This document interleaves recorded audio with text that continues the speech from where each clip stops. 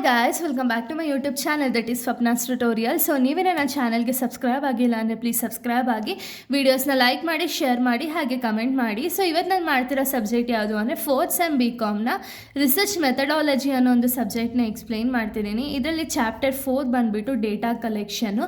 So ನಾನು already chapter 1ಇಂದ chapter 3ವರೆಗೂ ಆಲ್ರೆಡಿ ಎಕ್ಸ್ಪ್ಲೈನ್ ಮಾಡಿ ಅಪ್ಲೋಡ್ ಮಾಡಿದ್ದೀನಿ. ಸೊ ಯಾರ್ಯಾರೆಲ್ಲ ಆ ವೀಡಿಯೋಸ್ನ ನೋಡಲ್ವೋ ಒಂದು ಸತಿ ಆ ವೀಡಿಯೋಸ್ನ ನೋಡ್ಕೊಂಡು ಬಂದು ಈ ಒಂದು ವೀಡಿಯೋನ ನೋಡಿ, ಬಿಕಾಸ್ ನಿಮಗೆ ಕಂಟಿನ್ಯೂಷನ್ ಅನ್ನೋದು ಪ್ರಾಪರಾಗಿ ಸಿಗುತ್ತೆ ಅನ್ನೋ ಒಂದು ರೀಸನಿಂದ. ಓಕೆನಾ?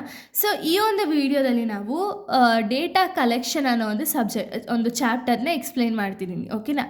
ಈ ಒಂದು ಚಾಪ್ಟರ್ ನೇಮೇ ಡೇಟಾ ಕಲೆಕ್ಷನ್ ಆಗಿದೆ. ಸೊ ಏನಿದು ಡೇಟಾ ಕಲೆಕ್ಷನ್ ಅಂದರೆ, it is A systematic process of gathering information for research analysis. ಅಂದರೆ ಏನು, ಇದೊಂದು ಸಿಸ್ಟಮ್ಯಾಟಿಕ್ ಪ್ರೋಸೆಸ್ ಅಂದರೆ ಇಲ್ಲಿ ಕಂಪ್ಲೀಟಾಗಿ ಸ್ಟೆಪ್ಸ್ಗಳು ಇನ್ಕ್ಲೂಡ್ ಆಗಿರುತ್ತೆ. ಓಕೆನಾ? ಅಂದರೆ ಸಿಸ್ಟಮ್ಯಾಟಿಕ್ ವೇಯಲ್ಲಿ ಒಂದು ಇನ್ಫಾರ್ಮೇಷನ್ ಅನ್ನೋದನ್ನ ಕಲೆಕ್ಟ್ ಮಾಡ್ತಾರೆ ಅಥವಾ ಗ್ಯಾದರ್ ಮಾಡ್ತಾರೆ. ಯಾಕೆ?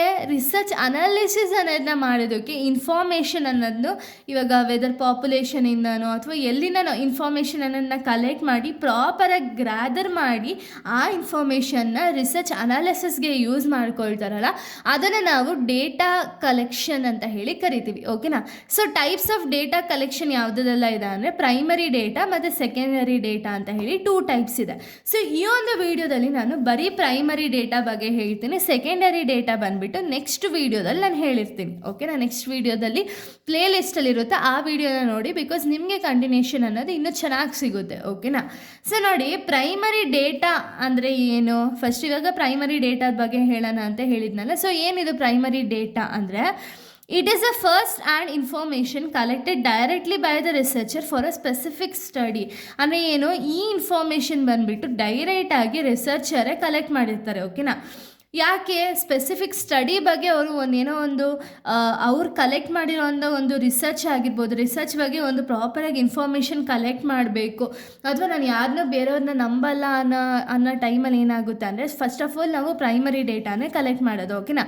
ಸೊ ಈ ಪ್ರೈಮರಿ ಡೇಟಾ ಬಂದುಬಿಟ್ಟು ನಮಗೆ ಆ್ಯಕ್ಚುಯಲ್ ರಿಸಲ್ಟ್ ಅನ್ನೋದು ಸಿಗುತ್ತೆ, ಹಾಗೆ ಒಂದು ಇನ್ಫಾರ್ಮೇಷನ್ ಅನ್ನೋದು ಅಕ್ಯುರೇಟ್ ಆಗಿರುತ್ತೆ. ಓಕೆನಾ? ಸೊ ನೋಡಿ, ಟೈಪ್ಸ್ ಆಫ್ ಪ್ರೈಮರಿ ಡೇಟಾ ಕಲೆಕ್ಷನಲ್ಲೂ ಕೂಡ ಟೈಪ್ಸ್ಗಳಿದೆ. ಯಾವುದೆಲ್ಲ ಅಂದರೆ observation. Researcher watches the record behaviour. ಅಂದರೆ ಏನು, ಇಲ್ಲಿ ಅಬ್ಸರ್ವೇಷನಿಂದ ನಾವು ಇನ್ಫಾರ್ಮೇಷನ್ ಅನ್ನೋದನ್ನ ಕಲೆಕ್ಟ್ ಮಾಡ್ತೀವಿ. ಇಲ್ಲಿ ಎಕ್ಸಾಂಪಲ್ ನೋಡಿ, customer buying behaviour in the mall.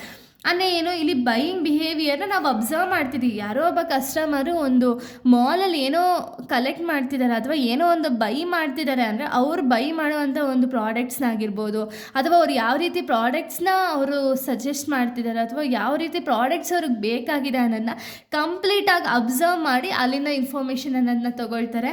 Next interview ಅಂದರೆ ಡೈರೆಕ್ಟ್ ಕಾನ್ವರ್ಸೇಷನ್ ವಿತ್ ರೆಸ್ಪಾಂಡೆಂಟ್ಸ್. ಅಂದರೆ ಡೈರೆಕ್ಟಾಗಿ ಒಂದು ಕಾನ್ವರ್ಸೇಷನ್ ಮಾಡಿ ರೆಸ್ಪಾಂಡೆಂಟ್ಸ್ ಯಾರಿರ್ತಾರಲ್ಲ ಅವ್ರ ಜೊತೆ ಕಾನ್ವರ್ಸೇಷನ್ ಅನ್ನೋದನ್ನ ಮಾಡಿ ಅಲ್ಲಿಂದ ಇನ್ಫಾರ್ಮೇಷನ್ ಅನ್ನೋದನ್ನ ತೊಗೊಳ್ತಾರೆ. Example face to face interviews ಆಗಿರ್ಬೋದು, ಟೆಲಿಫೋನ್ ಇಂಟರ್ವ್ಯೂಸ್ ಆಗಿರ್ಬೋದು, ಈ ಬೇಸಿಸ್ ಮೇಲೆ ಇನ್ಫಾರ್ಮೇಷನ್ ಅನ್ನೋದನ್ನ ಕಲೆಕ್ಟ್ ಮಾಡ್ತಾರೆ.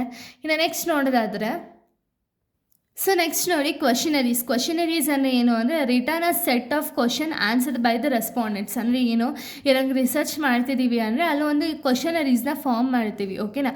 ಎಕ್ಸಾಂಪಲ್ ಅವ್ರ ನೇಮು, ಏಜು, ಜೆಂಡರು, ಯಾವ ಪ್ರಾಡಕ್ಟ್ಸ್ ಅವ್ರು ಸೆಲೆಕ್ಟ್ ಮಾಡ್ತಿದ್ದಾರೆ, ಯಾವ ರೀತಿ ಪ್ರಾಡಕ್ಟ್ಸ್ ಅವ್ರಿಗೆ ಇಷ್ಟ ಆಗುತ್ತೆ ಅನ್ನೋ ಕಂಪ್ಲೀಟ್ ಕ್ವಶನರೀಸ್ನ ಪ್ರಿಪೇರ್ ಮಾಡಿಬಿಟ್ಟು ಅಲ್ಲಿ ಅವ್ರಿಗೆ ಓಪನ್ ಎಂಡೆಡ್ ಆಗಿರ್ಬೋದು ಅಥವಾ ಕ್ಲೋಸ್ ಎಂಡೆಡ್ ಕ್ವಶನರೀಸ್ ಆಗಿರ್ಬೋದು, ಈ ರೀತಿ ಪ್ರಿಪೇರ್ ಮಾಡಿಬಿಟ್ಟು ಅಲ್ಲಿ ಅವ್ರಿಗೆ ಆನ್ಸರ್ ಮಾಡೋದಕ್ಕೆ ಸ್ಪೇಸನ್ನು ಕೊಟ್ಟು ಅಲ್ಲಿ ಇನ್ಫಾರ್ಮೇಷನನ್ನು ಕಲೆಕ್ಟ್ ಮಾಡೋದಾಗಿರ್ಬೋದು, ಅಥವಾ ಫೋಕಸ್ ಗ್ರೂಪ್ ಅಂದರೆ ಸ್ಮಾಲ್ ಗ್ರೂಪ್ ಡಿಸ್ಕಷನ್ನ ಮಾಡೋದ್ರಿಂದ ಇನ್ಫಾರ್ಮೇಷನ್ ಕಲೆಕ್ಟ್ ಮಾಡೋದಾಗಿರ್ಬೋದು, ಈ ರೀತಿ ಮಾಡ್ತಾ ಹೋಗ್ತೀವಿ.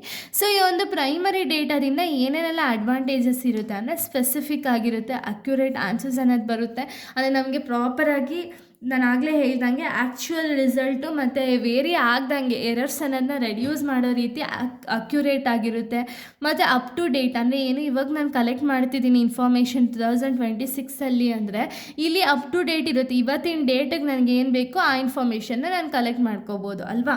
ನೆಕ್ಸ್ಟು ಡಿಸಡ್ವಾಂಟೇಜಸ್ ನೋಡೋದಾದರೆ ಟೈಮ್ ಕನ್ಸ್ಯೂಮಿಂಗ್. ಅಂದರೆ ಜಾಸ್ತಿ ಟೈಮ್ ಅನ್ನೋದು ಕನ್ಸ್ಯೂಮ್ ಆಗಿರುತ್ತೆ. ಒಬ್ರೊಬ್ರಿಗೂ ಇಂಟರ್ವ್ಯೂಸ್ ಆಗಿರ್ಬೋದು, ಕ್ವಶನರೀಸ್ ಆಗಿರ್ಬೋದು, ಫೋಕಸ್ ಗ್ರೂಪ್ ಏನೇ ಒಂದು ಮಾಡಿದ್ರೂ ಕೂಡ ಒಂದು ಟೈಮ್ ಅನ್ನೋದು ಜಾಸ್ತಿ ಕನ್ಸ್ಯೂಮ್ ಆಗುತ್ತೆ. ನೆಕ್ಸ್ಟು ಕಾಸ್ಟ್ಲಿ ಇರುತ್ತಿದ್ದು. ಓಕೆನಾ? ಈ ಒಂದು ತುಂಬ ಕಾಸ್ಟ್ಲಿ ಇರುತ್ತೆ ಈ ಒಂದು ಪ್ರೈಮರಿ ಡೇಟಾ ಬಂದುಬಿಟ್ಟು. ಸೊ ಇಷ್ಟು ಕೂಡ ಒಂದು ಪ್ರೈಮರಿ ಡೇಟಾ ಬಗ್ಗೆ ಆಗಿದೆ. ಇನ್ನು ನೆಕ್ಸ್ಟ್ ವೀಡಿಯೋದಲ್ಲಿ ನಾನು ಸೆಕೆಂಡರಿ ಡೇಟಾ ಬಗ್ಗೆ ಎಕ್ಸ್‌ಪ್ಲೈನ್ ಮಾಡ್ತಾ ಹೋಗ್ತೀನಿ. ಸೊ ಇಲ್ಲಿಗೆ ಈ ಒಂದು ವಿಡಿಯೋ ಅನ್ನೋದು ಕಂಪ್ಲೀಟ್ ಆಗುತ್ತೆ. ನೆಕ್ಸ್ಟ್ ವೀಡಿಯೋದಲ್ಲಿ ನಾನು ಬೇರೆ ಒಂದು ಟಾಪಿಕ್‌ನ ಎಕ್ಸ್‌ಪ್ಲೈನ್ ಮಾಡ್ತೀನಿ. So thank you guys. Thanks for watching.